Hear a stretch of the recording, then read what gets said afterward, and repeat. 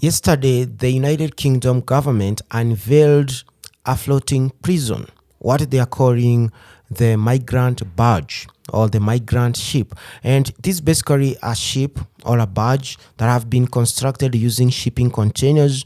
It has about 300 rooms and it is supposed to host up to 500 African asylum seekers that are trying to basically seek asylum in the UK. Some of these people have been there for more than 3 years, 4 years, applying to be basically given asylum in the UK. But they're still considered as unwanted and illegal migrants in the UK. So why are they doing this and why have they constructed this barge? So this is their plan B after the Court of Appeal in the UK termed the move to have the UK government relocate these African asylum seekers to Rwanda as unlawful. So a 3-judge bench or court of appeal in the UK said that the African country, referring to Rwanda, was not a safe country for migrants seeking asylum. So basically what the UK government and the Rwandan government don't want people to talk about is the record of the Rwandan government in their own country.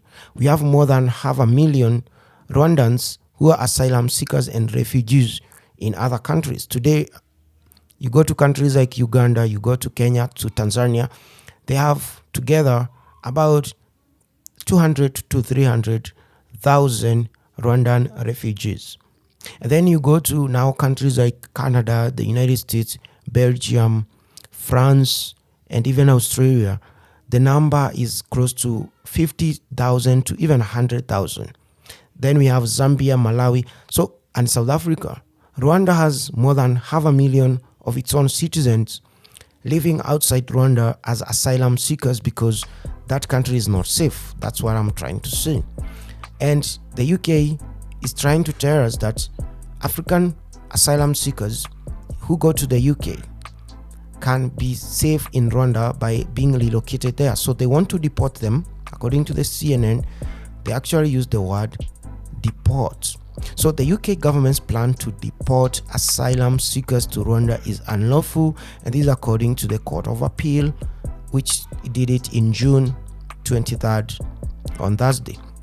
So that is the information. And now their plan B is now to construct this floating jail where these unwanted African asylum seekers can be hosted. And the other thing you need to know is that they have more than 100,000 asylum seekers or refugees from Ukraine who are being hosted in hotels and residential homes. And according to the UK, they spend about £6 million every month to maintain these Ukrainian refugees. But they can't stand the chance to give work permit and resident permit and even citizenship to Africans who have been in UK for more than 5 years seeking asylum. People from Sudan, people from Libya, people from other African countries have been there for more than 4 years seeking to be accepted there as asylum seekers, basically applications.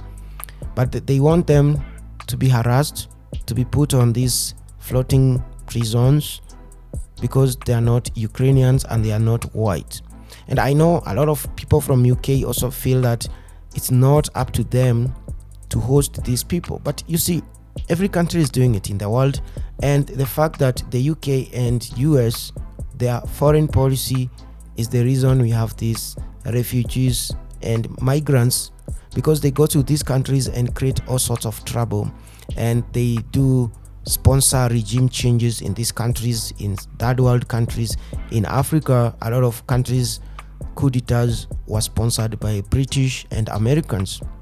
And then there is also the fact that they colonized this country and left them poor than they found them. So all these economic refugees and political refugees are going back to these same countries that are the reason why they're actually running away from their own countries. And I haven't even mentioned the fact that the UK props up dictators, like in this case Paul Kagame. He's a dictator.